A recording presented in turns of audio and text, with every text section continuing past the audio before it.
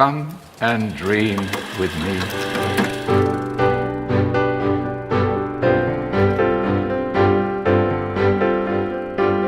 Hello and welcome to What Do You Want to Watch, the Explosion Network's premier media podcast. Every fortnight we get together, we talk about movies, TV and online content, and have definitely not manipulated our iTunes review score. Joining me today, Nicholas Pryor. That's me. Also joining me today, Dylan Blight. That's me. No, that's me. It's me, Mr. Macy's. Hang on. Off to a stellar start.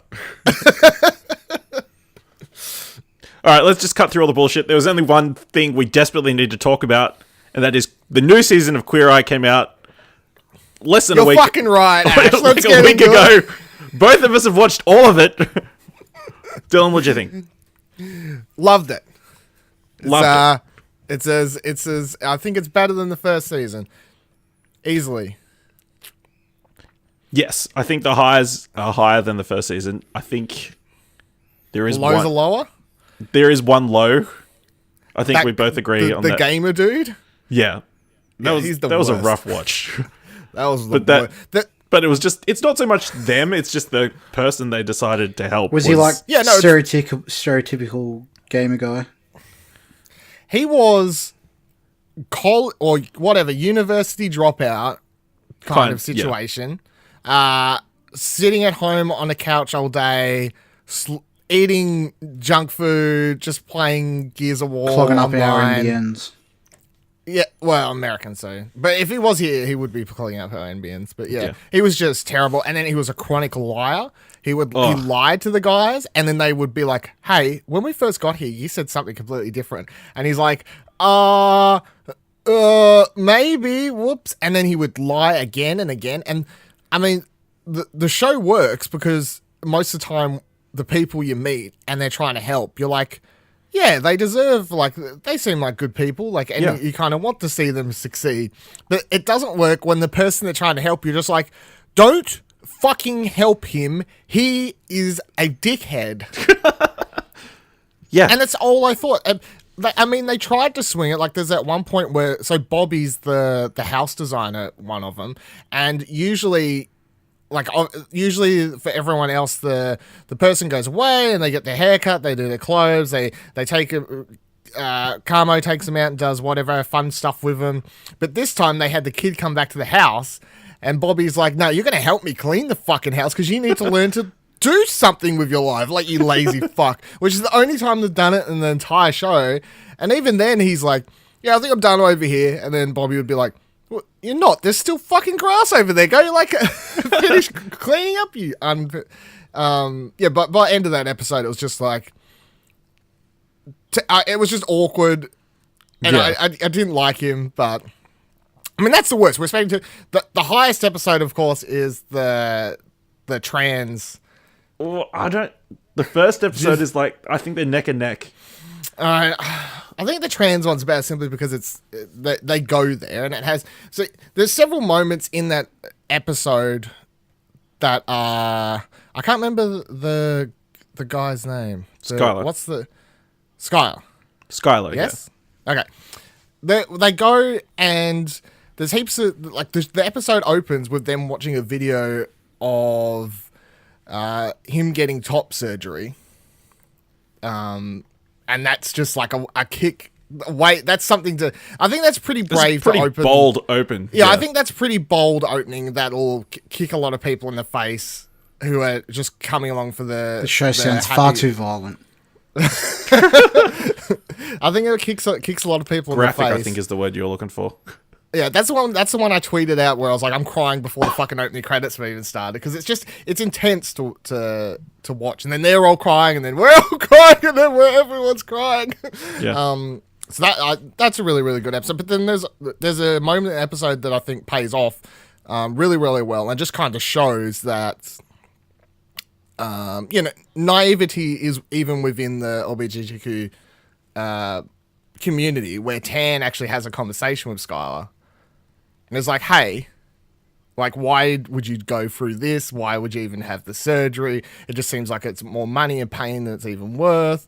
Blah blah blah blah. And so you have this conversation with this guy, this gay guy, with a trans person, which is, I think people like to throw around the shade cloth that if you're in for the quote unquote rainbow spectrum, that you simply must, everyone understands everyone else's problems or what they go through in life, I guess, so it's like a gay person understands what it's like for a bi person, a gay person understands what it's like for a trans person, etc. But it was just like a cool conversation that I haven't actually seen shown in anything really. And then the first episode, the one that you like, I put that at second for me personally. That one is just neck and a neck. feel good.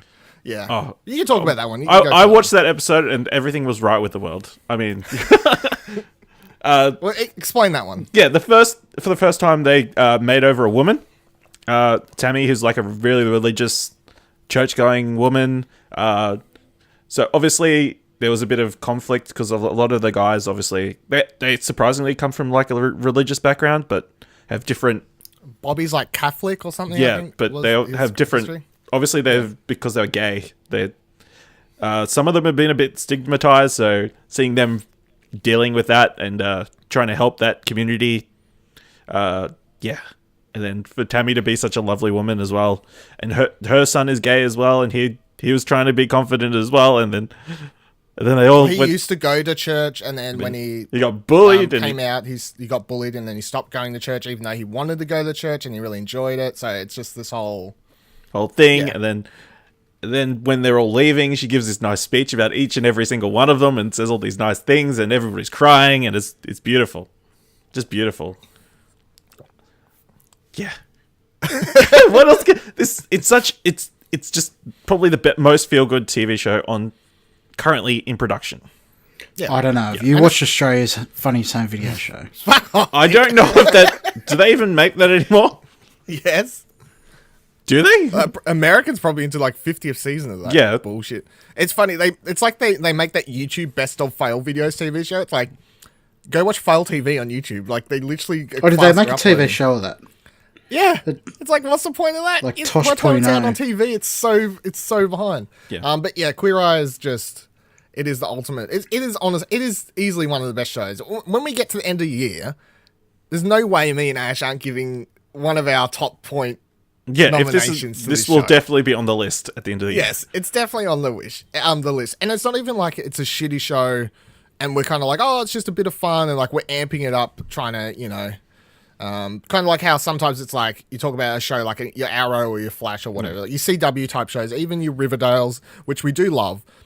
It's not like one of these shows where it's kind of bad, but you enjoy it at the same time. This is just 100% just a good show. Yeah. And this is coming from someone who hates reality TV.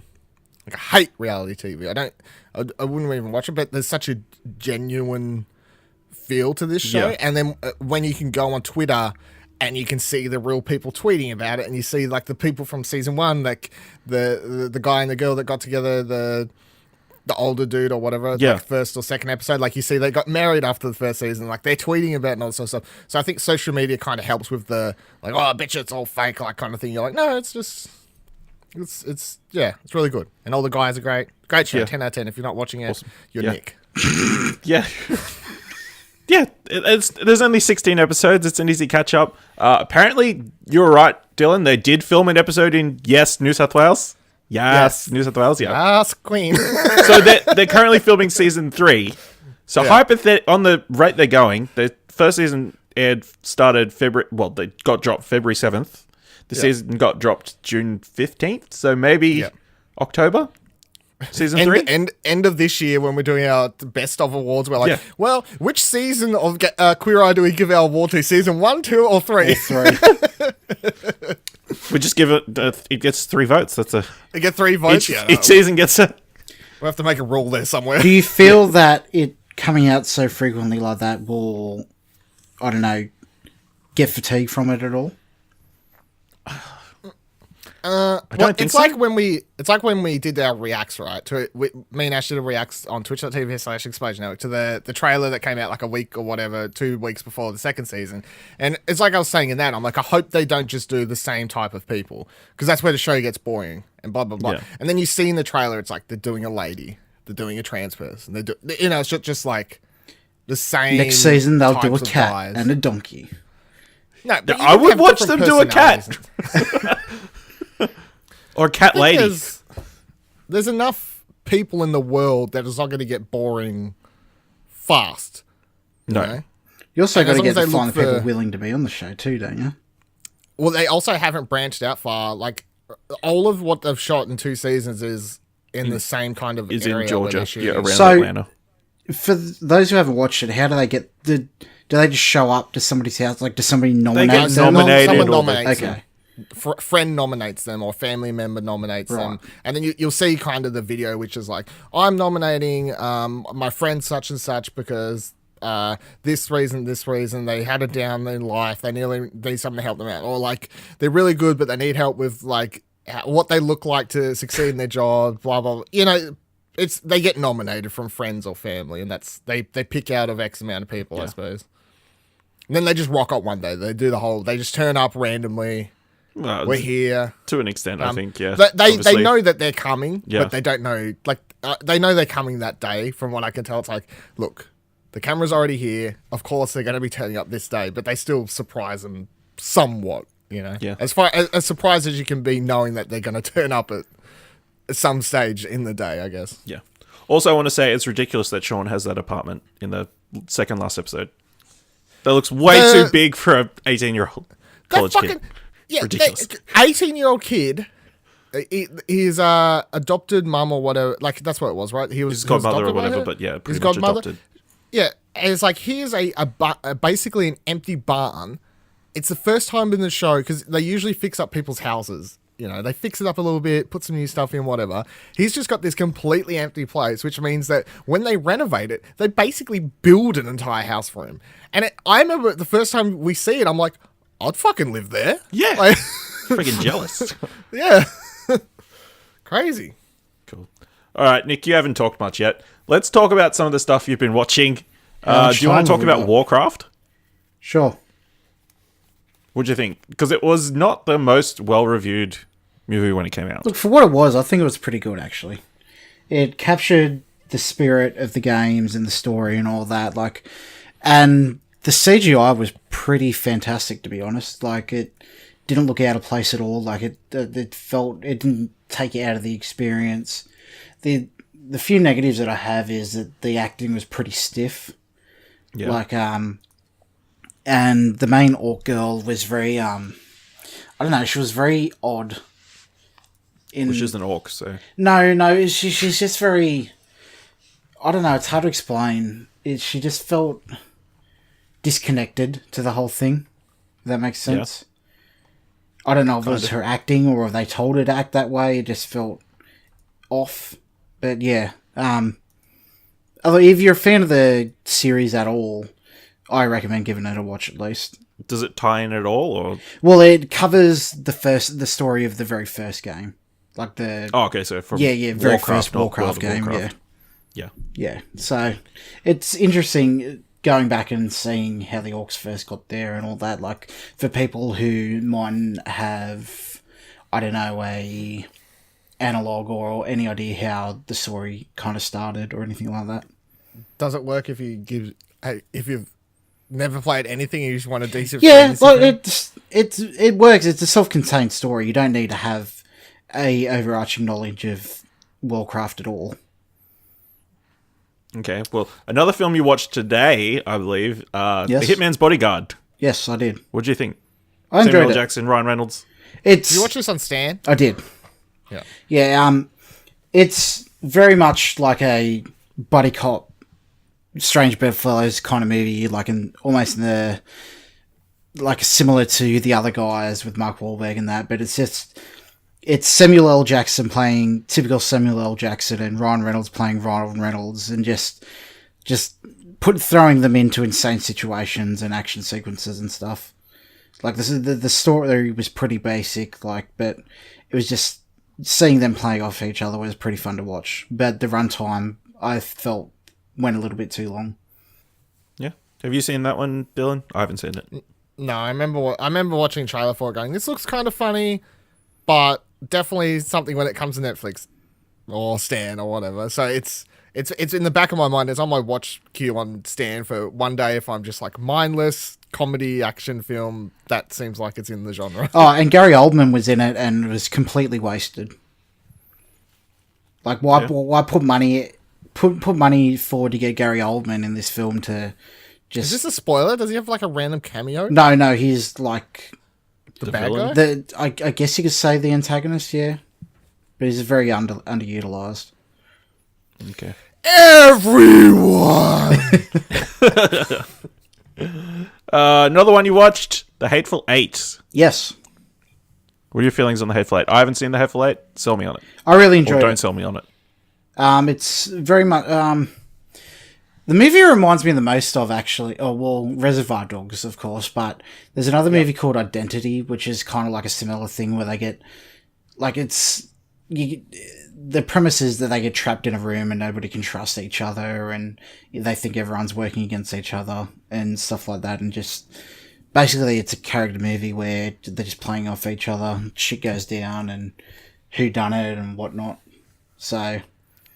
Yeah, the few things I didn't like was where, spoilers, Samuel L. Jackson goes on a rant towards... Why are we doing spoilers? Ash hasn't watched it yet. I don't care.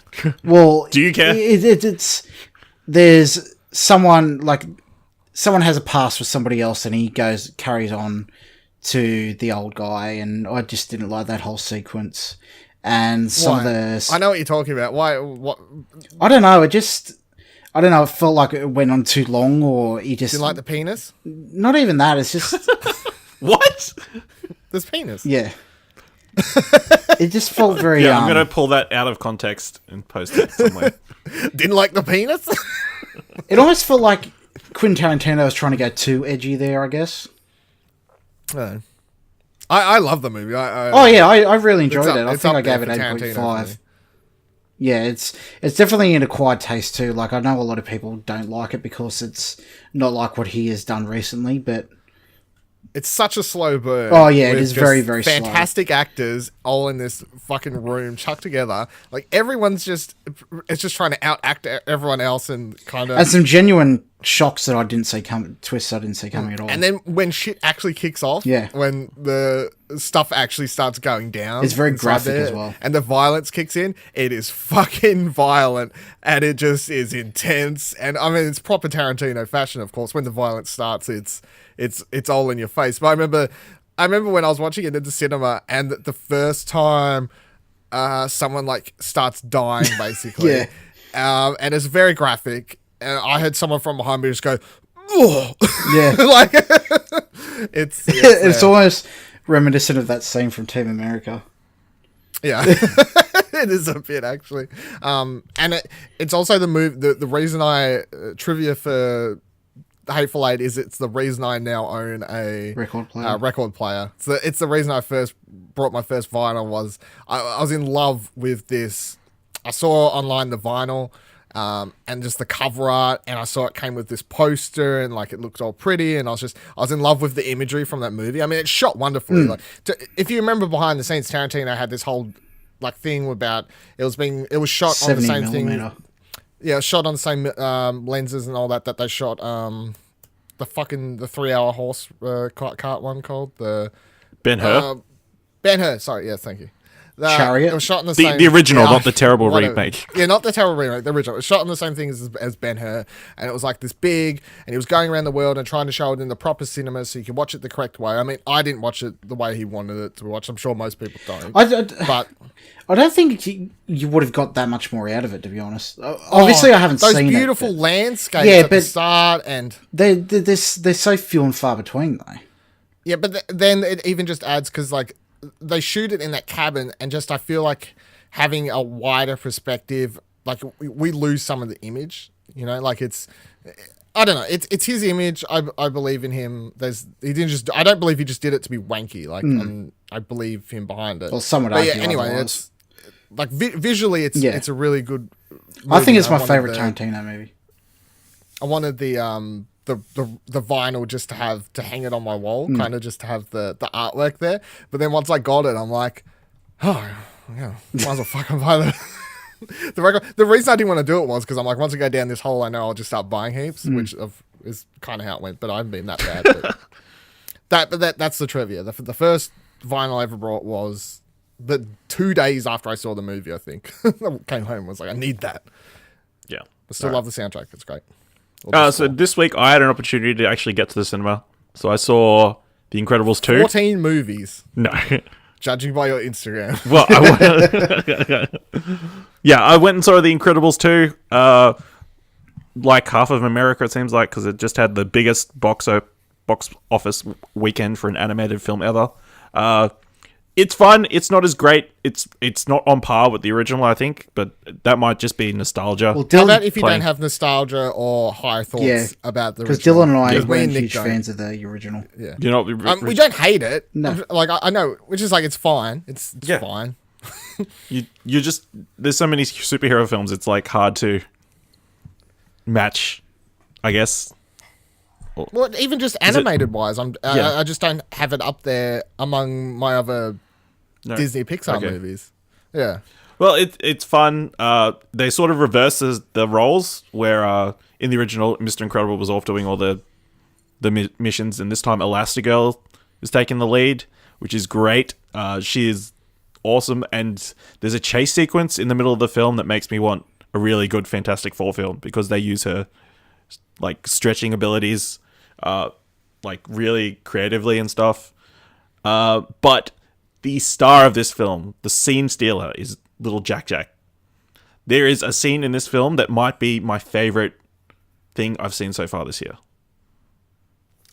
The big words, Ash. What's his I power? know. He's got heaps of powers. That's the thing. So there is... yeah. So people who've seen the film will know what I'm talking about, but yeah. It's You great. haven't sold me, but I still might go watch it because watching animated stuff on the big screen's always kind of the way. Also, there's the Bow short film that's on before it, which is it's an elderly Asian lady makes Bow, and then one of them becomes sentient. So Westworld. it's like very weird, and then it gets very heartfelt towards the end. So that's really good. Although I don't know if you guys have heard, but there should be a strobe light warning in the front of the film because so the villain of the film uses like strobe lights and stuff to like use hypnosis. Use epilepsy against them. Yeah, no, like to hypnotize people. So yeah, so if you're susceptible to strobe lighting, if you got epilepsy and that sort of stuff, just be What if you're aware. partial to strobe lighting? Yeah, I don't know what the correct terms are, but yeah, Disney didn't give some people any warning, so that wasn't very smart. The other film I saw was Ocean's 8. Also a pretty fun movie. The plot is not the most original or standout. The heist is fun. It makes sense. It's like cool twist on they're not stealing from a bank or whatever. They're stealing like these really... They're stealing from the Met Gala. Yeah, from the Met Gala. So there is a bunch of celebrity cameos and that sort of thing. Mm-hmm. Yeah, the cast is incredible. Kate Blanchett is the star, like probably the standout.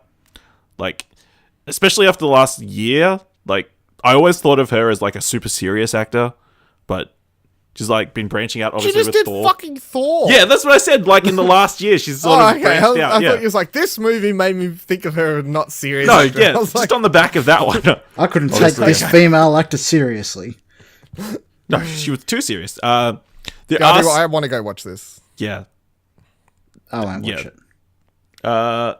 There were some ties to the original George Clooney I looked films. up the one cameo. I think there's Isn't two. the girl her brother or Oh, something? there's two actually. I looked up both the cameos. There is two. You're correct. Yeah. But don't I go couldn't in help expecting myself. any big name. No, I wanted to know. I was like, this is the movie. I'm like, Google, is Brad Pitt in this? Is George Clooney in this? Nope. Apparently he's dead. All right, moving on. Yeah. That's in like the first 10 minutes. Or But whatever. is dead in quotation marks. Yeah, I mean, he could have faked his death and they have him come back in a sequel or Yeah, something. depending on how well it does, which I think it's doing pretty well. So, Yeah. Critically, although I they think kind of leave it in a place where it doesn't make sense for a sequel. I guess. No. Well, at How's least with the Rihanna? same cast. How's Rihanna? Yeah, she's fine. How's Sarah Paulson? She's good. Yeah, I enjoyed her. She plays like the mother character who's like trying to trick She her should be kids in into more thinking. movies. Yeah, she's really good. How's Mindy Kaling? Solid. Yeah, she doesn't call get her as much fat, screen Ashley. time. She's on the lower end of the screen time spectrum.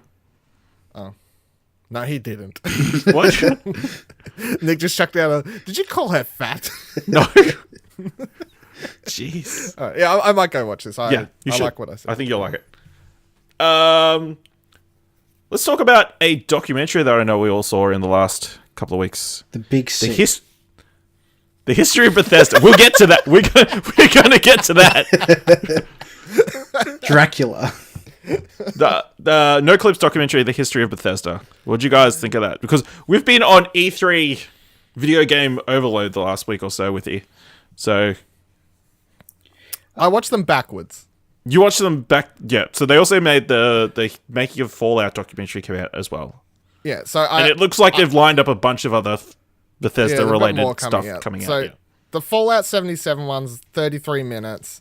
That's more of a short overlook at the game, and I wouldn't call it a Documentary. I feel it's thing. kind of odd that it's called the making of when they. have finished Yeah. it. Yeah, Yeah. Whatever. it was You it was know? kind of like a long promo video. Go look at what I've titled some episodes of our podcasts. Like, I'm trying to get clicks too, you know what I'm Yeah, saying? yeah. But regardless, people were gonna watch it anyway. Yeah. Well, it should just be like behind the scenes Yeah. or like, I don't know, something. That's not as Not catchy really. though. Because there's still parts in it where they're like, we haven't officially locked in this. We haven't officially locked Yeah. in this. We haven't officially locked Yeah, in it's kind of, they're in a precarious position. Yeah, Yeah, but the 90-minute behind the scenes of Bethesda, it's an okay doco. There's Yeah. parts where I would have been more interested in them spending more time about how the company originally got started. You know, like I'm more interested in that. Those yeah. They're early sort of days cut stuff. in when Todd Howard joins the Yeah, company. they're just like, Todd Howard's the man, so we'll just focus on the day he knocked on the studio's doors and rocked up. And that's interesting. Sure, that's an interesting story, but it's not called Todd Howard, the history of Bethesda or something. Yeah. You know what I mean? Like, It could be. like, I know he's integral to the company and they pretty much wouldn't be where they are without him, but I would have liked it from day dot, and then I didn't need as much to do with Skyrim and all Fallout 3 and all, like these bigger games I've heard more about because they're the higher profile properties. I'm more interested in hearing about the days where the games were failing and these random games I'd never even heard of, like that 3D fucking Elder Scrolls game where there was like having laugh battles at each. I don't know what was going on, but that stuff was interesting. But yeah, I mean, overall, it goes by fast. They rush through a lot of stuff. Some stuff you wish they spent more time on. It's still, if you're into games and you're into Bethesda's games, it's still an interesting 90 minutes. It's not bad. I just think it's fine. It's not great. It's okay. Nick? The best thing about it is that I could log it on Trakt. That is also Whoa. yes.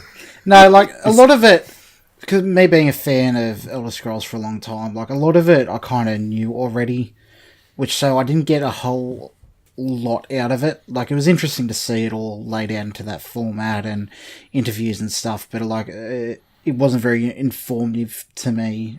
So personally. it's stuff you'd heard in interviews and that sort of thing before. like deep diving myself. But yeah, I mean, it was fine. It's a good, like, if you show it to someone who goes, oh, what's all this about? Like, what's this game studio? Or I've heard about Fallout, but I don't think it would gather normies' attention for the length it is either.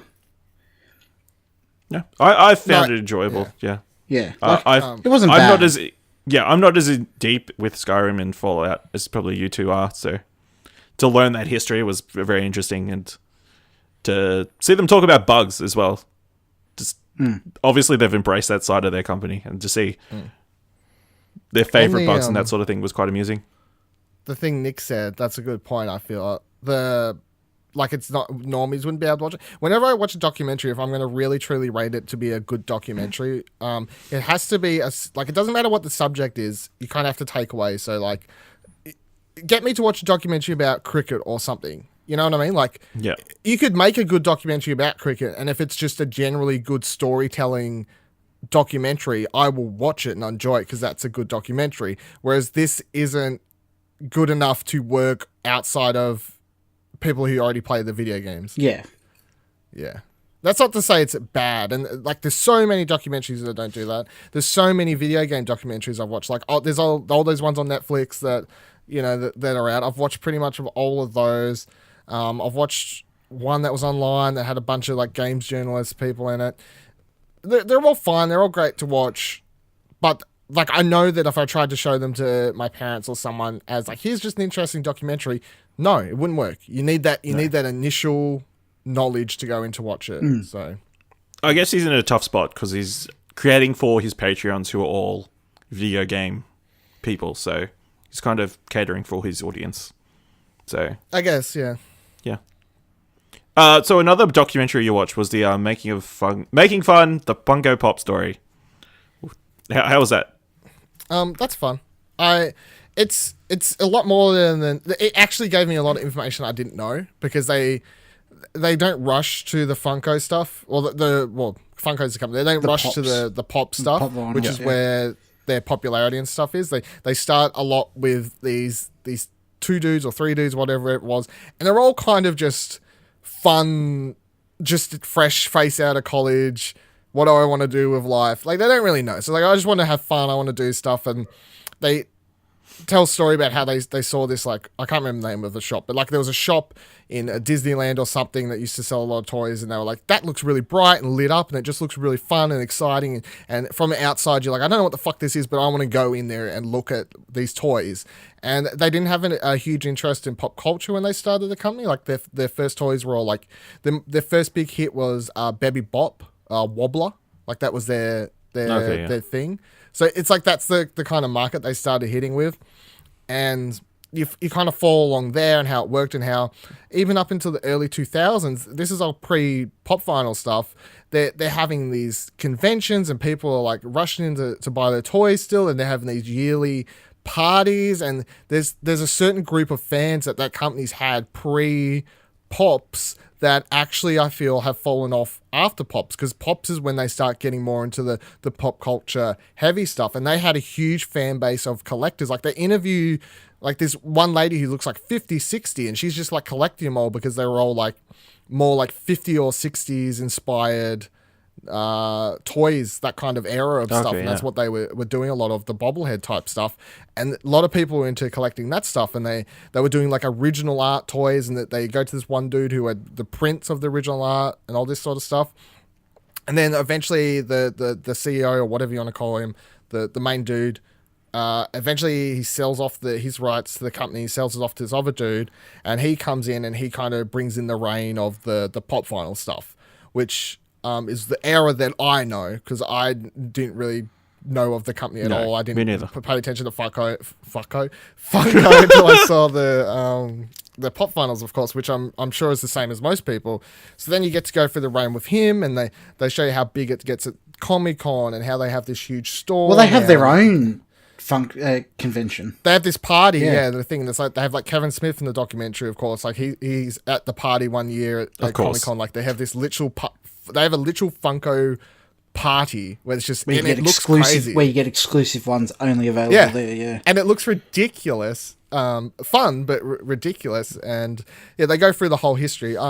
It's a documentary that I feel you'll only get interest out of if you're interested in toys, I suppose, at least, or you don't have, I mean, if you have a big hatred towards Funko, if you're one of those people who are like, they're the definition of capitalism, ruining the world, people fucking buying all these toys, if that's how you feel about it, you're not going to enjoy watching this.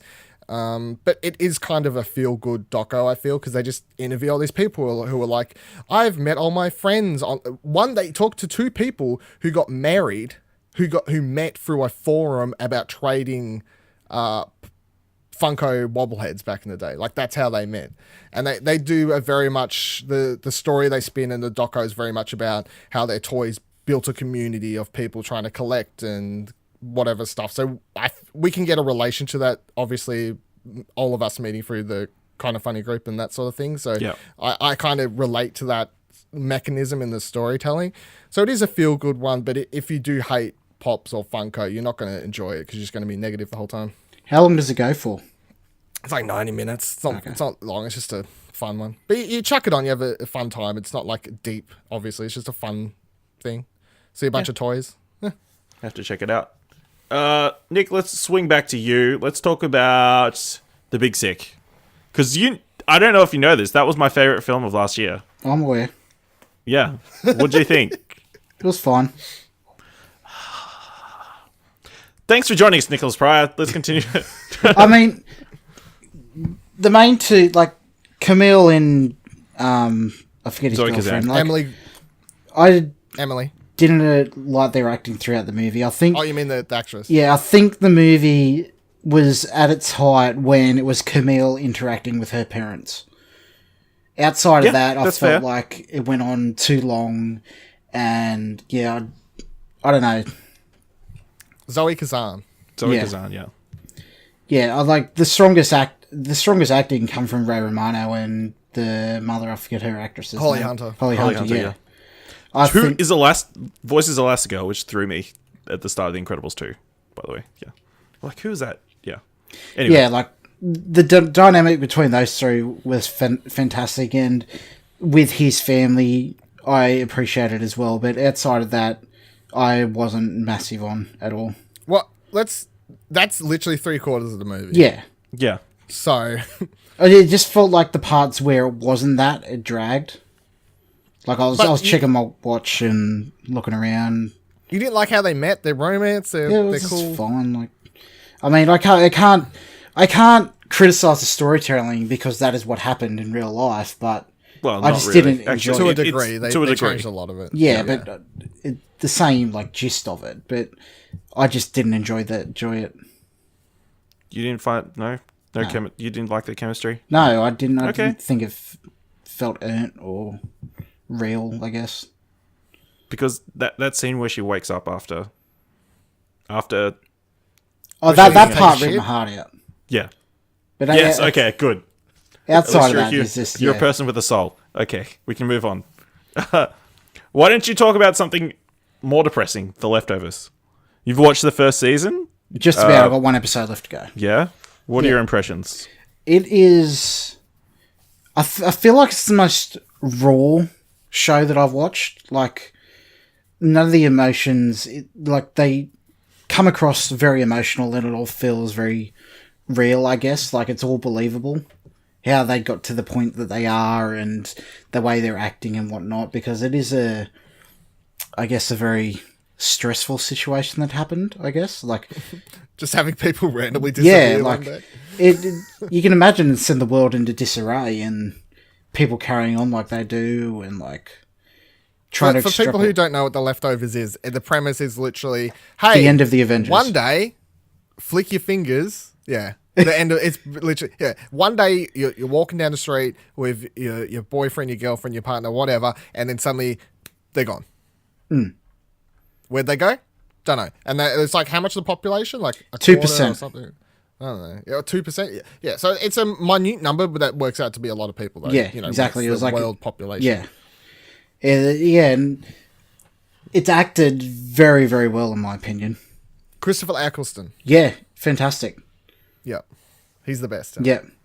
Even Justin Theroux, I think he was great. And just all of it, really. It's all believable and some shocking turns. And it's very violent as well at some points as well. But yeah, like, I'd definitely give it a watch. Yeah. I need to go back and finish the seasons I haven't. Yeah. One thing to go into it, I don't know if it's a spoiler or not, but I've seen a lot of people say don't go into it expecting some grand mystery. It's a very character-driven show. Yeah, I don't think, from what I understand, they don't explain why. No. And that's kind of not the point. Yeah, it's about the The people drama left is behind. driven by people dealing with that scenario. It's and essentially a how they- show about grief. Yes. So, fun times. A show you've tried a little bit of, Dylan, The Break with Michelle Wolf.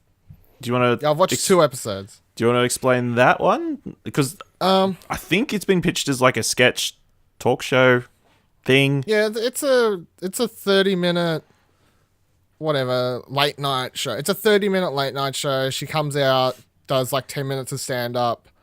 There's a skit or a quick sketch in between, like when she transitions to a different part of the show or whatever. Like it's like between the sketch and the next part, blah blah blah blah.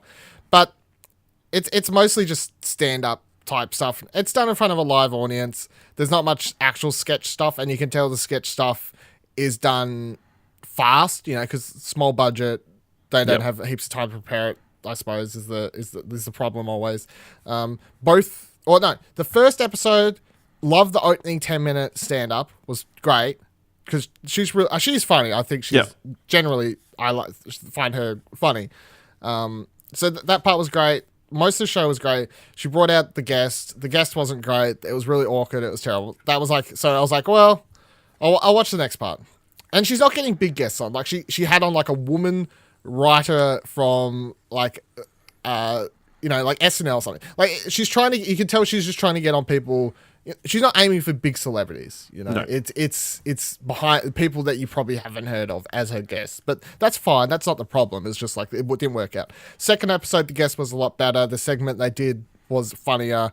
In general, though, if you don't find her stand up and her type of humor funny, you're not gonna like the show at all because, of course, all the sketches and the jokes and everything is very much around her type of humor, whatever you want to describe her type of humor of, which is very political, pointed, feminist agenda, or SJW stuff, whatever you want to call it. Like, that is her type of humor, and I find it funny. I'm keen to go watch the episode I haven't watched yet. 3, I think the new one was out. It's probably up to 4 now. I think I'm like 2 weeks behind, but yeah. I mean, I like it. I mean, stay up to date. Yeah, I might stay up to that. It's only 20 minutes, half an hour, so you can put it on while you're eating breakfast or whatever. I think it's tough. There's just so many shows like that at the moment, especially with former Daily Show correspondents. Yeah, but it's not trying to be a Daily Show thing, I guess. Yeah. And I don't need to go watch David Letterman. I don't need to go watch... He retired. Not to come off as say, but as me, there are so many guys that are all kind of the same to me in that position, and they've been doing it for 50 years or whatever. I'm like, I've heard your voice a million times over. I'm a bit bored of it, David Letterman. You know what I mean? Like, he retired like 2 years ago. No, but for example, I could watch his new fucking Netflix show where he's back talking to people. Yeah, but that's like once a month. Whatever that is. Yeah, but Carson Daly, Stephen Colbert, whoever. Who else you got? I don't know. Trevor Noah, sure. On the Daily Show. The only one of those, all these shows... John Oliver? John Oliver's the only exception. He's the best of all of them. John Oliver is miles above any of these other shows. John Oliver is the early late nights of what you should reach. Oh, that's on the lower end. Early late nights. But I mean, it's fine. I don't know if I'll watch all of it, but I kind of enjoyed what I watched. It was getting torn to shred online, which is the reason I clicked on it. But of course it was because her. She was a topic. Well, yeah. She did the White House Correspondents' Dinner. Yeah. A lot of people got angry about that. Yep. Which I guess in showbiz, any publicity is good publicity. So. Yep. Sure. Yeah, I'm sure Netflix would be happy with the numbers. I guess. People are clicking on it. People clicking on it. So I'm just gonna run through a few other Netflix stuff I've watched. I watched Alex Strangelove. It was touted as Netflix's Love, Simon, it's got a gay, a confused gay lead. I saw this the other day and I was like, this looks like a rip-off of Love, Simon. Yeah, it's not great. Okay, I'm not watching I think the main problem is the main character is kind of a dick. He's closeted and you feel bad for him, and he's confused about his feelings, and then they go with the most generic reason why he's suppressed his Dad beats him? No. Oh. Spoilers, he gets bullied at school. Oh, okay. In the showers or whatever. Yeah. Oh. So yeah, he suppresses all that and he's angry about it, and then it all turns out well in the end. So just sing a song about being emo or something. Oh, if only. That would be great. Also watched Champions, which is like a sitcom in America, like 10 episodes, from Mindy Kaling, written by Mindy Kaling. It's like based around a guy working at a gym who's suddenly has a half Indian son, but he didn't know it. Well, He suddenly has a I don't know. no, he knew about, but never had a relationship with. Who coincidentally is gay. Yeah, it's fun. I watched like all 10 half an hour episodes in like a day and a half. It's just like really easy, like easy to consume. I guess I don't know what the correct term for those kind of shows is. Like They'll do. Yeah, Was it on Netflix? Netflix. Yeah, they just dumped the whole season, which is 10 episodes. Yeah, but it's fun. But I also watched Set It Up, which is the rom-com that they just released the other day. It's pretty great. I enjoyed it. If you're into romantic comedies, check it out. Is this the one everyone was touting? I saw a story. Is this the? Yeah. People are saying it's the going to lead the revival of romantic comedies. It is. Yeah, this one, Zoe Dutch or whatever her name is. Zoe Deutsch. Yeah. Deutsch. I believe that's how it's pronounced. Yeah, I kept seeing storylines where everyone's like, it's the return of good rom-coms or something. Yeah. I was like, She is rom-coms ever be excellent good? in this. Like, I have a huge crush on her right now. And also Glenn Powell, the other lead, is pretty great in this as well. I might have a man crush on him. Yeah. So check this out. It's on Netflix. It's enjoyable. Let's move into some news. Hold on. You know what else is on Netflix but isn't enjoyable? Is a series of unfortunate events. Oh, what? I thought you've only watched 2 episodes. That was too many. It was horrible. The first 2 episodes are the worst. I legit wanted to stop watching because here's my story. This is my pitch to at least give you the 3rd episode. I hated the Jim Carrey movie. I hated the book when I tried to read it. Don't have any history with either of those. I tried to read the original book. Hated it. The only connection is that the first book is the storyline for the Jim Carrey movie and the first 2 episodes. So each 2 episodes of the show is one of the books. That's how it works. I hated the first book when I tried to read it. I hated the Jim Carrey when I tried to watch it. I hated the first 2 episodes of Unfortunate Events. I finished watching the 2nd episode. I was like, it is just the same fucking shit. Like, this show is not fun. I don't like any of the characters. This is just terrible. And then I was like, oh, fuck it. I'll give the 3rd episode a go. And I really enjoyed the 3rd episode. And then I kept watching. That's my only pitch. Just give it one more go. And Maybe report back to us. There's something about that first story, though, like that initial stay with him in that house. Yeah, I guess it's better when he's like a threat rather than right in front of you. Yeah, because after that, of course, they get taken to someone else, and then it's him trying to get into the house, like, in a disguise or whatever, and they always recognize it's him, but then whoever they're staying with is always like, oh, an it's idiot. not... Yeah. Yeah, they're like, he's literally got a fake mustache on. They're like, no, it's the cleaner, like, it's fine. Yeah, so it becomes more fun when that's the premise, I feel, Yeah. Yeah. Yeah. All right. So Amazon Prime has come to Australia. It's $4.99 a month until January, where it will revert back to $6.99 a month, $59 a year. With that, you get Amazon Prime Video. Both of you have been subscribed for the last however long. How much were you paying previously? $2.99. Yeah. Enough to never care to cancel. Yeah, it. exactly. Yeah. Well, we got Twitch Prime offered as well. Yeah. Twitch Prime. I guess. Okay. Is this worth upgrading, I guess? Are they still providing it for $3, the Prime Video by itself? I have no idea. I think it's worth, if you can get it for just that price, I think it's a must. Because they add in the Prime rating or whatever it is, you get your Prime shipping rating stuff is as well. another reason to get Amazon Prime, in my opinion. Thousands of books that you can get like for free, I guess. Okay. Provided you read it on a Kindle app or Kindle device or something. They don't send you books. No. Okay, so people probably are jumping in on this. What on Amazon Prime do they need to watch? Man in High Castle. Yeah? Why? Because it's a very good show. Oh, God. Yeah. American Gods. Yeah. Which is an acquired taste, I'll give it that much. At least give it a go. The new John Krasinski show, Jack Ryan, looks pretty good. Yeah, that looks solid. Yeah, and some of the other Prime originals are like critically very well that I haven't started watching yet, like Bosch and Hand of God. The Tick is on there too if you're interested in that. But yeah, Goliath.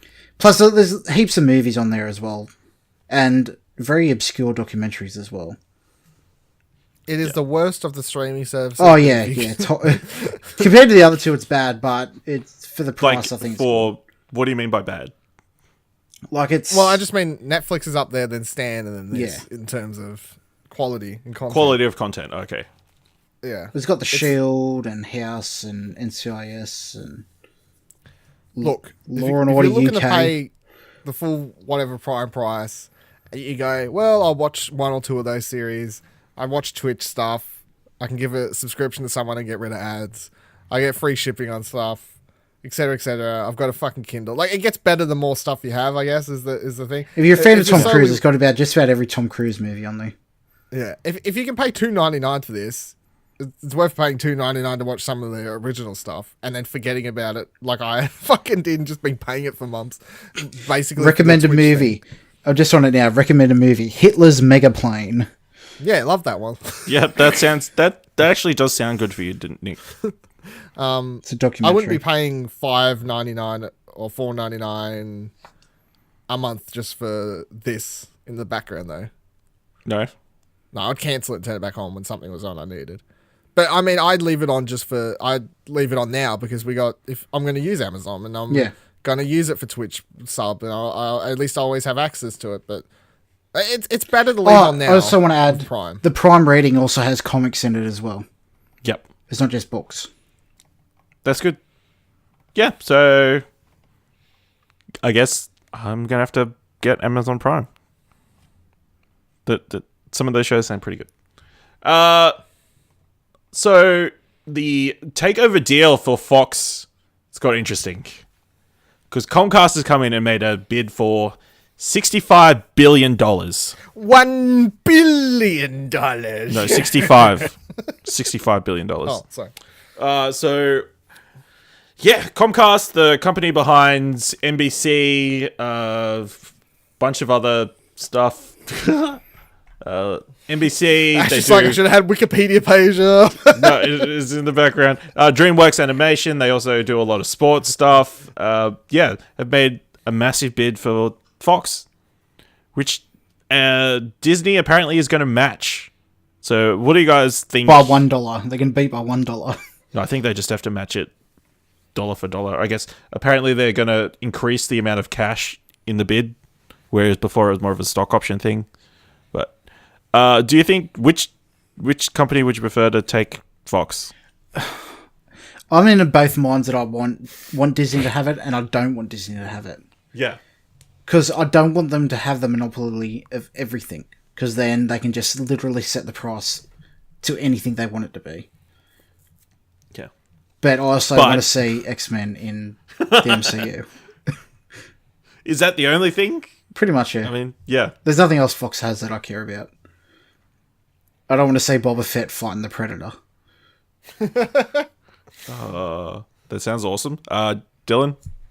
My opinion on Fox these days, in the current Trump world is, I hope the news is separate. The news is separate. Yeah, but as soon as I hear Fox, I'm just like, burn it all down. I can't dissociate the name at the moment is my problem, you know. I see Fox, I just get negative. Yep, Rupert Murdoch. Vibes. As long as Rupert Murdoch doesn't have it, I'm happy. But then Rupert Murdoch gets $65 billion richer. Look, take all that shit from Fox, get rid of the Fox name, give all the properties, and start giving me X-Men movies under the actual Marvel banner where I don't have to see the Fox logo, then have negative connotations to it. Sure. Or give X-Men to fucking anyone where I don't have to have negative connotations, really. I don't care. Whatever. How much does the Marvel thing play into, do you think Disney's going after Fox? I think that's a major motivator. I think they don't care because they're doing them a favor at this stage, really. But I mean, they would. so stockholder wise, or like the men in the suits, right at the top of the tower, who story wise don't really fucking care. They're like, whatever, like we don't need them to make money. Whereas the people, your I don't know, people writing the stories and working in the story room for the Marvel universe going forward are like, it'd be really cool if we could have like the X-Men characters come in and do this, but they're like two separate worlds, so. But then there's like the middleman or lady between those two groups of people that have to kind of coordinate them, I guess. Is the thing. I don't reckon they have it. If they get X-Men, I still stand by. If they get X-Men tomorrow, you don't see X-Men show up in Marvel movies for 5 years. No, they wouldn't blow their load. They do it wait until they have another situation like they do now, where the actors are just too expensive to keep on. Yeah, so it doesn't affect things as fast as people like to, Well, Unless if it's they get Spider-Man. them now, then they can like do some reshoots for Avengers 2 and like have like Wolverine show. It's not going to happen. That's not how it works. No. But what are you going to do? I think I'd prefer Disney to take it just because Comcast is a pretty terrible company as well. Disney as a company is pretty terrible. All companies are terrible, Ash. That's what I thought his answer was going to be. Talking about terrible companies, apparently Apple is moving even more into getting their own original content out. Apparently they're in the works. They're talking to Cartoon Saloon, who did the Oscar-nominated Breadwinner and a bunch of other animated films, about possibly distributing their next project. But the day after that was announced, apparently they signed Oprah to a multi-year content development deal. Oh shit! Sign me up to Apple now. They do have that. They do have a bunch of stuff in the works at the moment. They do have a Damien Chazelle project in the works. Apparently he's going to direct and write and produce every episode of that. They got my money. Not like they already don't, but they got my money. They got a Kristen Wiig project in the works. An M. Night Shyamalan thriller series apparently is being produced. Ronald D. Moore, the showrunner of Outlander and the creator of Battlestar Galactica Reboot, is set to direct a sci-fi drama series for Apple. And Octavia Spencer is set to star in a TV series called Are You Sleeping with Lizzie Kaplan and Aaron Paul. No, I'm not sleeping with them.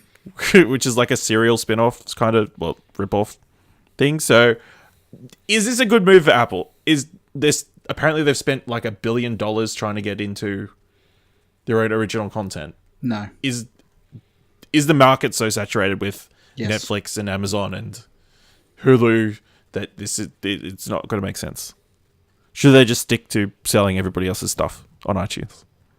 I think so. This, depending on how they go at it, is fine. I don't... If they don't... Like... If they want to come out and be like, here's another fucking streaming service you have to pay $10 for. Because the problem is that once people get to, 3-4 of these streaming services, they're like, I'm paying fucking like 40, a ridiculous amount of money. Yeah. Yeah. Or if it's $10. If they want to come out with a streaming service and charge $2.99 like Amazon for it, sure. Okay, maybe you can work at that point. If you want to come out and say, we're not doing a streaming service, but we're just going to chuck our original content on the iTunes store and you can just buy it or rent it at X price per object, like any other movie, maybe that's another way to go about it. But if they want to come out with a streaming service and try and charge $10 fucking for it, it bust and fail. Yeah. I feel like there's just, the market is very saturated at the moment. Unless their content is stellar, it's going to be difficult for them to make a dent. Apple's going to get into the Battle Royale. And then, soon. how are they distributing it as well? Is it going to be piecemeal, like pay for each piece, or... Is it going to be, they're going to launch a streaming service? I don't know. Free for all iPhone users. I'm all for more companies getting into this and the eventual demise of television. Is it how linked we to know their it, iTunes Music, their streaming service? I don't know. Yeah, like if you want to give me more streaming services or like platforms to buy your content straight away and just make it easier. As long as you're not doing any weird shit where it's like, well, this thing's only available in America at the moment on our fucking streaming service or our platform or whatever. Fuck that shit. I don't want any of that shit happening. But anything that gets rid of the normal ways of TV and how media is kind of dealt out at the moment with certain companies airing shows in America, then the rights in Australia are sold to fucking, Fox 8 or Showtime on Foxtel, and then you have to pay for Foxtel, blah, blah, blah, blah. If we can get to a world where I can just watch everything through a smart app on my television, sure. Whatever. Yeah. I remember the first time I remember sitting in the cinema watching, what the fuck? I've already forgot the name Annihilation. of it. No, what's the Kamal one? I've Big Sick. forgot the name. No, yeah, Big Sick thing. I remember I was watching Big Sick in the cinema and seeing that Amazon logo come up for the first time. I was like sitting in the cinema, seeing Amazon Studios, and I just kind of laughed to myself. I feel like there was another big. I mean, else. Weren't they behind Spotlight as well? I can't remember. I'm not 100% sure, but it still just makes me laugh. And I remember when they announced I was doing TV shows, and I think like Transparent was their first big one, I suppose. But I remember when that was a big hit, it was like, fuck, Amazon's doing TV shows. They sell fucking shopping. But they made it work, so whatever. Let people try, let them fail. As long as it works to a more digital, easier access to media, I'm all for it. Or at least for people trying. They distributed Manchester by the Sea. That was the one. Oh yeah. Yeah. So Star Trek Discovery has got a new showrunner, Alex Kurtzman, who obviously wrote and produced the big. He's one of JJ's boys. One of JJ's boys did Star Trek and Star Trek Into Darkness. The news coming out today, or yesterday. Doesn't matter. This is coming out later. Apparently, there is a bunch of Star Trek stuff in the works, including a Patrick Stewart-led reboot. Is that something you'd be interested in? Are you Star Trek guys? Nope. No. I enjoyed the first two reboot movies. Yeah, similar. Same as me. I wasn't big on any of them. I don't have any history. Enjoyed both of the reboot movies. I found the original show boring as all fuck. And I have not gave the Netflix show a look yet, but it's on the list of... I would like to give it a look. From all that I've seen, it looks interesting. So yeah, I don't really care. The idea of them bringing back Patrick Stewart for a series as someone who has no attachment is like, whatever. But then it's kind of scary because at the moment I'm like, both the new movies I could watch because they weren't... Well, they were attached to the old franchise, but in a way that you could understand. Like, I knew who Lemon Three movies Nimoy was. as well. Yeah. You said two movies. And the three. third one, yeah. Sorry. Third one's good. I've watched all three. I really enjoyed them. But the idea of them bringing him back, I'm like, oh. So it goes back to an era of Star Trek that I don't have attachment for. Like, am I... Yeah. Are you going to be able to... Yeah. Watch Patrick Stewart on TV? Yeah, I know, but... Yeah. Whatever. But yeah, no, I don't. Star Wars for life. Fuck you, Yeah. Trekkies. Oh yeah, I didn't think this through. So for you Star Trek fans out there, they're also working on a Stephanie Savage and Josh Schwartz, the team behind Gossip Girl and Chuck and not Chuck. Runaways is working on a series set at Starfleet Academy. Apparently there's a limited series in the works based around the Wrath of Khan storyline. Also working on an animated series and another live action series. So you Star Trek fans, you're getting the goods. Get some content finally. Good for yous. Yeah. So over at Disney, they've announced who's going to be taking over from John Lasseter. So John Lasseter has been one of those terrible people, it turns out. And Jennifer Lee, director of Frozen, is going to be taking over as chief creative officer of Walt Disney Animation Studios. And Pete Docter, the director of Monsters, Inc. and Inside Out, will be taking over as chief creative officer at Pixar Animation Studios. I know Nick doesn't care about animated things. Dylan, do you have opinions on this? I think it's probably a good move. The only problem Yeah. I have is the way they've handled him leaving. Yeah. Because he's allowed on until he's The end of the year. employed His until the contract's- end of the year yeah. or something ridiculous. Yeah. I think he'll be let go before that, but yeah, it's kind of... Yeah. They're trying to do it all sneakily, just pass him out the back door. Yeah. And everyone's like, we're watching you. Yeah. Don't you we're trying to be all sneaky over there. Yeah, I don't know any of these people well enough to have an opinion on if they're good enough to run sections of the companies. But, I mean, pedigree, sure. Yeah, You know, that's kind of all we can go off. Obviously, they've had their hands in a lot of the other projects. From what I can read, you look at their IMDb's and you go, "Cool, yeah, you've got it. Go for gold." Like, we'll find out. Yeah. Yeah. They're moving forward. That's always a good sign. So apparently Tom McCarthy, director of Spotlight, is going to be adapting S-Town. Now, I know you were into S-Town, Dylan. Is this something you want to see adapted? I've not seen this new story. Explain to me what adapted means. Are they turning it into a proper movie, or he's turning it into a feature film. I don't think it can work as a film. I don't know how you do it as a film. I honestly don't know how you do it any way other than how it's been done already.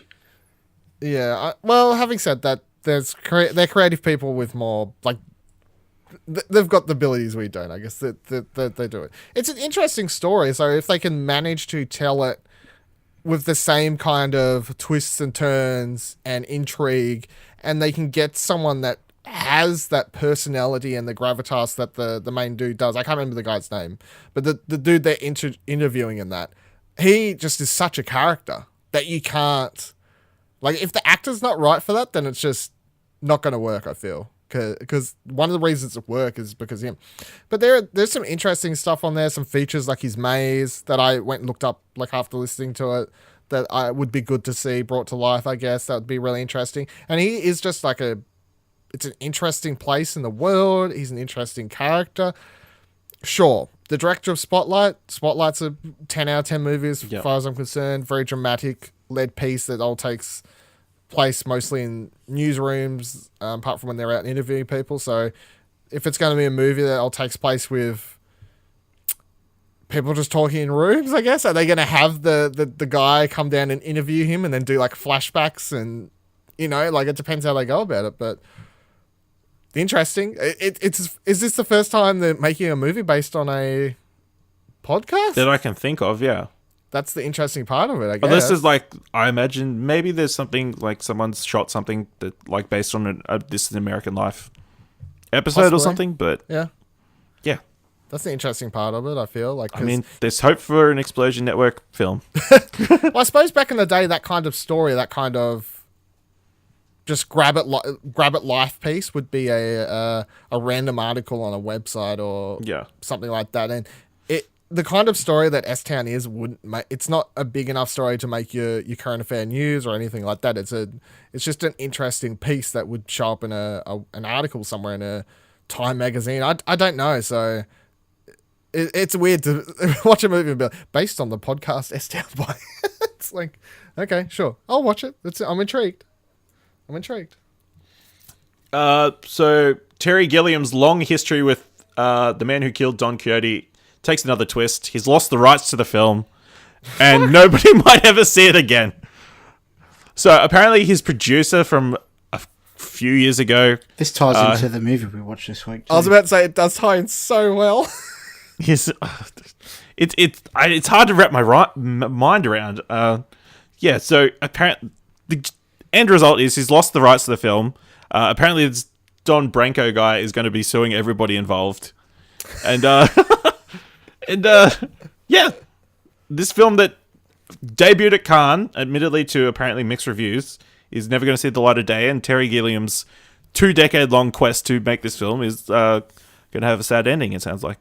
That's what you get for saying naughty things in interviews, you piece of shit. I don't think it had anything to do with that. I think it was bad business deals he made. Yeah. Regarding the movie. Pretty much, but...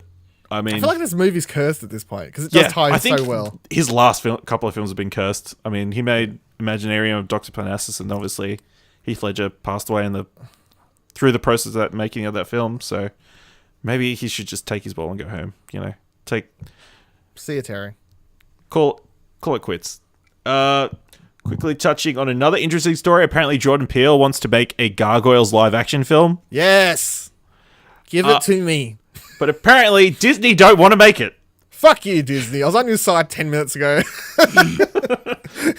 And apparently, they don't want to turn it down because they don't want to be seen as turning down something that could be good. So they're just going to wait it out. Like, they're not going to agree to greenlight or whatever until I Jordan don't understand Peele why they wouldn't want gets to do another it, though. project. I don't understand. I don't understand why they're not doing anything with his property. Why would you not want Yeah, it's actually an Academy obscure Award property. winner Jordan Peele Yeah. to write and direct your film? I mean, It's a weird property because unless you was like in a certain age group and you Yeah. saw it on TV, you have no idea what this fucking show is. yeah. But I'd love to see it. I had no Disney idea do the it was right a thing. Disney show. Disney, do the right thing. Make a Street Sharks movie. What? Sure, why not? Final story I want to quickly touch on. Have you heard about Goatee, the new John Travolta film? Gotti. I've seen that it bombed or something like that. It has a 0% rating on Rotten Tomatoes. Holy fucking shit. But as part of the advertising campaign, apparently they've been getting rave reviews from users. So they've been saying, they've... critics don't want you to see the movie, but other people say it's really great. But apparently on Reddit, somebody's gone through all the reviews and has written, I went to take a look at the written reviews on Rotten Tomatoes, and of the first 58 reviews with an available profile, 45 had created their account in June 2018. Out of these 45, 32 have only written a review for Gotti. 10 reviewed Gotti and another movie. 7 times it was American Animals for some reason. And 3 had written 3 reviews or more. Of the remaining 13 accounts, 8 looked normal, and 5 had created their account in December, around the time of The Last Jedi. So those were probably legit. But yeah. Looks like they're trying to... It sounds like they're creating a bunch of user accounts and trying to boost their numbers on Rotten Tomatoes, but it sounds like it's going to flop. It's going to flop hard. John Travolta is not having a good time because there's been a passion project of him trying to get it made for like a decade or something. I think I read somewhere they went through 48 different producers. So, and it's directed by Kevin Connolly of all people from Entourage. So, yeah, sad end to that story. I was checking Quite to see amusing. if Battlefield Earth had a worse score, and it does. I was just making sure that he has... What? They can No, get worse than 0%. Yeah. Well, I'm looking at a Metascore, not Rotten Tomatoes. Yeah. Funnily enough, there were 2 other John Travolta movies with 0% on Rotten Tomatoes. What are Staying Alive and... Face Off. No. Look Who's Talking Now. The third one with yes. with the talking animals. Yeah. Yep. Yeah. Cool. So- John Gotti, mobster. Gotti. Yeah. Apparently it's really bad. Yeah. Apparently the 96 one was bad too, so that's the thing. Yeah. I don't think he's a very interesting person to make a movie on, to be honest. Neither. Yeah. As far as I read about him, he just seemed like a run-of-the-mill Yeah. Monster guy. Yeah. It's like he wasn't like eccentric like fucking Al Capone or anything like that. Yeah. Not the greatest. The weird thing is apparently his son is the one who was pushing to get the movie made, which He is... probably needs fucking money. That's true. That's true. Yeah. Yeah. So Nick, let's move on to our final segments. What did we end up watching? Mm-hmm. So Nick, what did we end up watching this week? Citizen Kane. Here's a man that could have been president, who was as loved and hated and as talked about as any man in our time. But when he comes to die, he's got something on his mind called Rosebud. Now, what's that mean? Citizen Kane, the classic film. Dylan, you were actually the one who picked this one this week. The Orson Welles film. Why'd you pick this one? It's always been something that I've wanted to watch because I felt like I just wanted... Well, it's just hailed as one of the greatest movies of all time. You have some sort of attraction to it. And then I opened up our website thing. What the fuck is it called? Flickchart. Quick flicks. Quick flicks? The segment we do sometimes on this show where we say if we've watched Which movies would you or rather not. watch? Yeah. A site where we will that. carefully pick movies from it in future. I opened that website and I clicked on our profile, and the first movie that was there was this. And I was like, well, why not now? Yeah. This show was a good reason to force me to finally Watch watch it. it. Yes. Yeah. So what'd you think? Is it the greatest film ever made? No. Here's right. I had a strange mix of emotions with the movie. To appreciate it, you need to research behind the scenes, because what it is renowned for and what it brought to cinema, you will not get by simply watching the movie, because you will just go and you'll watch it, and if you've been watching movies at any point in time, like we're in the year 2018, you'll go, what is this movie doing that's special? You will not know unless you go read up on what it's actually doing. If you go read up on what it's actually doing, this movie brought a lot of first time things to cinema, including the focal technique that's used in it that has everyone in focus. It was the first movie to open without a title sequence. In all other films, people are out of focus? No, well, they used to just do the whole, like, so the cast was in, like, the front's in focus, but the background's out of focus. Oh, okay, you know, like that. Yeah. That effect. So this is the first movie that had everything in focus. So your front, your foreground, and your background is just all in focus. So you can see what's happening at all times. It also was one of the first movies, or the first movie to use lighting techniques that were actually done in an artistic fashion. So having people's cast shadows, or having them be under lights and you can't actually see their faces. Up until this point, this is the golden age of cinema, where it's very much about the star power, and lighting was simply done as you have to light them so the camera can see them. It was never an element that you would be used inside the storytelling. And you look at someone like, fuck, I'm mental blank on his name, the guy who, like, Blade Runner 2049 and a lot of the Coen brothers. Denis Villeneuve. No, the cinematographer. Yeah, but that guy, he is known, if you go watch any of his movies, to do a lot of techniques that'll put the good guys under certain lighting, the bad guys on, like, he does a lot of techniques, and I feel like he is someone who would have watched this movie and draws a lot from it. There's a lot Roger of Deakins. Roger Deakins, thank you, who rightfully had that. Saint Roger Deakins, yeah. Thank you. It is a movie made up of a cast of newcomers who were all from a theater company, theater troupe that just all came in. So Orson Welles brought in all his friends to this. So to get the full appreciation, you have to go watch all the behind the scenes or read up on behind the scenes stuff.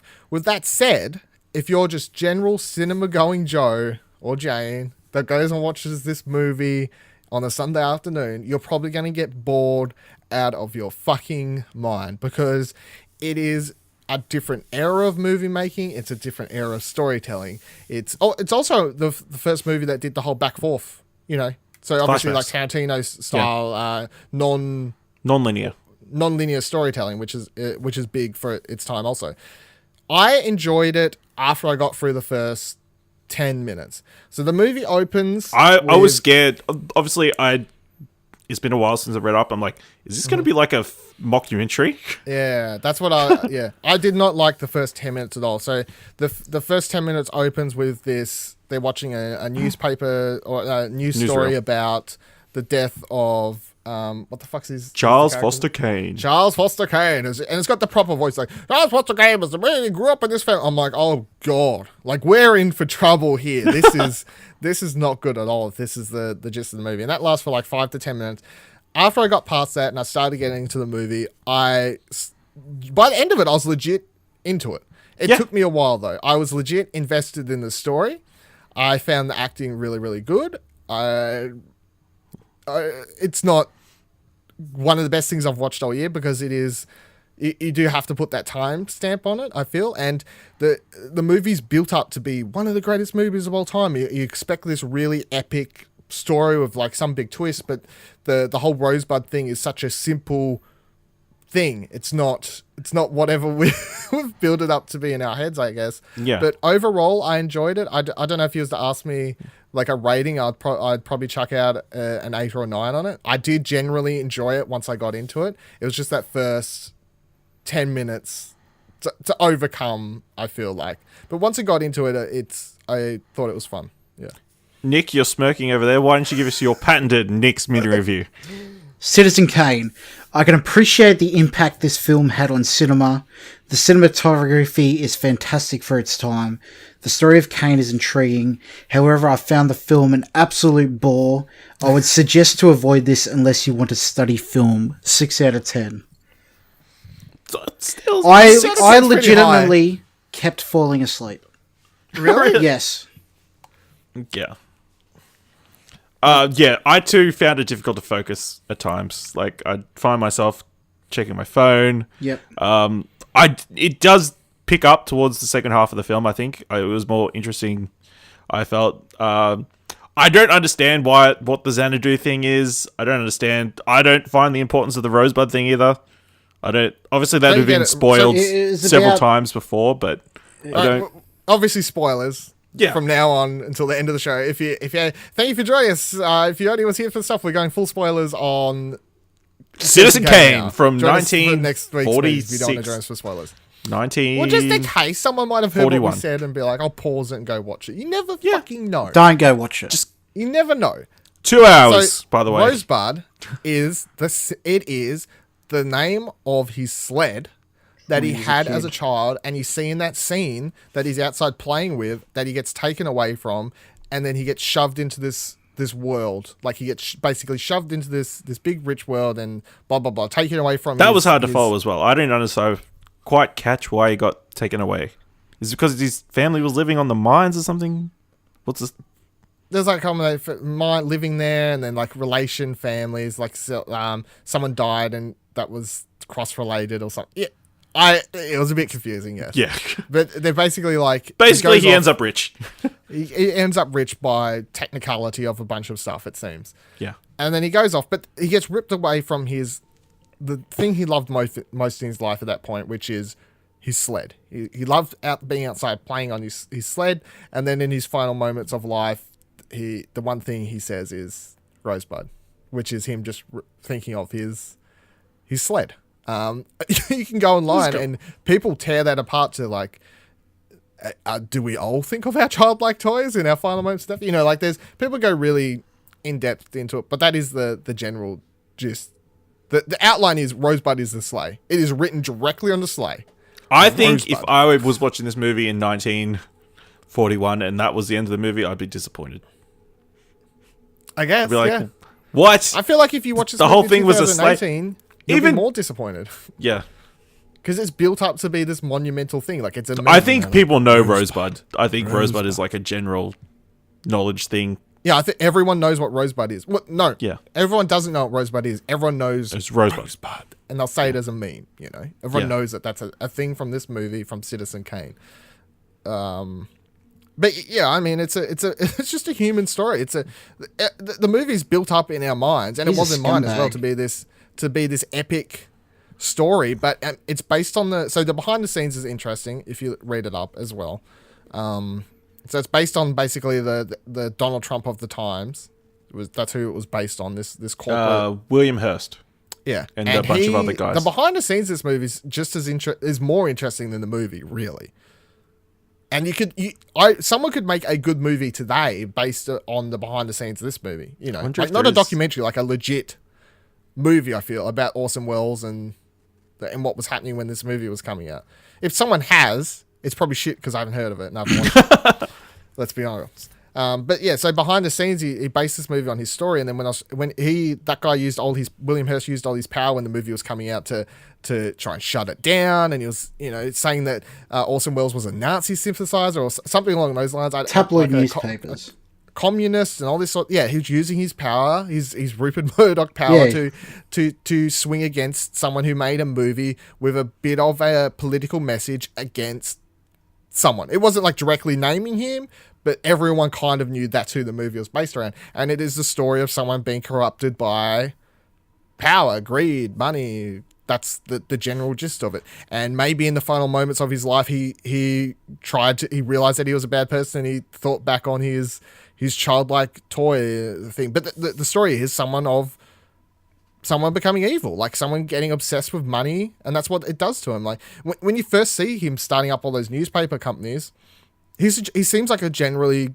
good dude, and you like him at this point. I liked him at this point. The scene where his handler or whatever, the person who picked him up from his child home, comes in and says, yeah, he's like, you can't be telling this story about like corruption in this blah blah blah because you've got money in that. And he says, yeah, I've got money in that, and yeah, I'll lose money in that, but I'm also running this newspaper, and I have a journalistic integrity to tell the story. That was a really cool scene, and I like that. But that just kind of sets up his character for the overall arc that it is. That's how he starts out as someone who is rich and has his foot in many fields, but will always do the right thing to the general average person out on the street.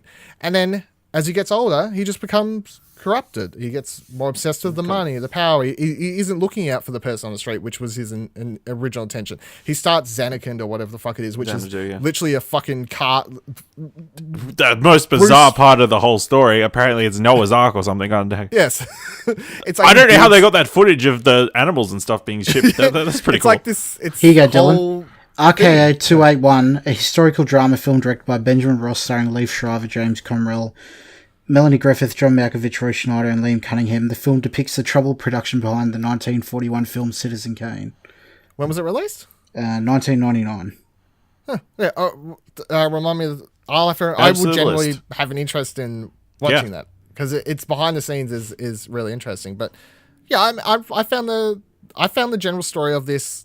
I feel is still, it's not directly relatable because it's all about newspapers being the number one thing. And of course, if you was going to update it today, it would be television, like it would be Fox News or, something like that as the main thing. And it would be a Donald Trump character or something along those lines, the power of corruption. But I think the story still holds up, like the general money, greed, corporate power, corruption, like someone just collecting fucking statues. So, yeah.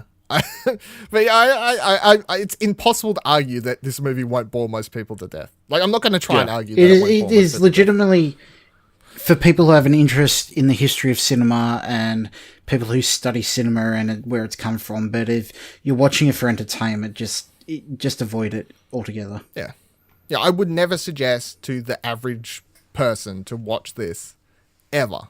It does not hold up well. No. In the general scope of things, I guess, is the problem. But having said that, I mean, knowing how big of a movie it is and how often it's talked about, do you regret watching it? Because even if you hated it and you was like, oh, it was boring, but it's at least watched it. You can say you watched it. You still can say you've watched it and it's done. It's like you read a textbook. Yeah, it's learning. Yeah, yeah. It's an important part of cinema. So yeah. Props to the makeup department as well. It's like the Beatles. They're important to the industry, but highly overrated. The makeup department is really, really good as well. Like his whole aging and de-aging or whatever you want to call it. Because even when he's at his youngest, they made him look younger. So yeah, it's all over the place a bit. Crazy. Yeah, I don't know. Citizen Kane. Would I watch it tomorrow? No. Would I watch it next year? Probably not. I like that I've watched it. I enjoyed it. I enjoyed it behind the scenes. It's there you go. Cool. One for the cinephiles. Well, that brings us to the end of the show. Let's go over some housekeeping. Nick, where can people find you on Twitter? And more importantly, where can they find you on Trakt.tv? You can find me at Xanadu. Or at Lord Empire. Is that where the Olivia Newton-John movie comes from? Is that related at all? Xanadu. No. It's based on the actual historical Xanadu. There's a historical Xanadu? Yeah. It's got nothing. It's similar. It's similar. It's similar to a Noah Ark fucking medieval castle or whatever the fuck. With a bunch of statues. Also, I will say that tantrum scene at the end went on way too long. Which one? Where he's destroying everything. Yeah, when he spent like good 5 minutes breaking his entire awful set. Singer wife left him. Did you? I think they kept it all because apparently behind the scenes, like he like cut open his hand massively and it was bleeding everywhere, but he just kept going and kept punching stuff and got into it. So he probably sat down in the editing room and was like, well, I fucking too much blood went into this. Too much blood went into this. I've got to keep it all. But yeah, I'd agree. That's where the editor should be like, Mr. Director, I know, I understand, but as the editor, cut a little bit of it. But yeah, that's fine. Dylan, where can people find you on Twitter and Trakt? You can find me on all those things and platforms at Viva La Dil, VIVALADIL. Trakt.tv/Viva La Dil /user/Viva La Dil. I don't know, it's in the links. Check below on your phone or whatever the fuck you're listening on. You can find me on those places at Ashley Hobley, ASHLEYHOBLEY. It's a thing. You can follow the Explosion Network on Twitter at ExplosionPod. You can find all our live video content at twitch.tv/Explosion Network, including our reacts, which we do from time to time. Or you can catch them later over at youtube.com/Explosion Network. Or just go to explosionnetwork.com and find them links to everything we do, all the podcasts that we make, top 5, Platinum Explosion. You can find all 69 episodes of Pleasure Explosion, now complete, on explosionnetwork.com. Now complete. The complete collection. Yeah. If you've got any suggestions on the show or any comments you want to make, you can always send an email at mail@explosionnetwork.com. And you can always leave us a review on iTunes, especially if you've had your account for a while. Don't feel like you have to make one just to review the show. Please do. Yes. Nick, why don't you set an example and make one? And Not going to happen. I'm better than that. All right. Join our Discord. Discuss the movies. Yeah, join our Discord, explosionnetwork.com/Discord. We talk about all sorts of stuff on there. Nick's pushing the conversation. It's great. So, until next time, keep watching stuff, I guess. Hey, Ashley here to let you know what you need to know about the Explosion Network in June 2018.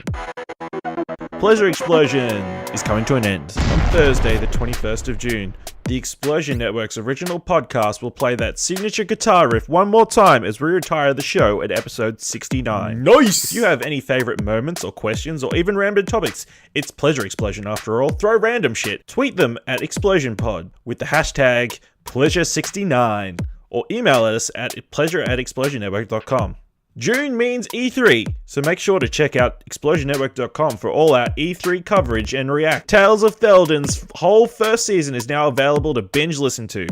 Is that even a thing? Our D&D audio drama is available at explosionnetwork.com, iTunes, and all other good podcasting services.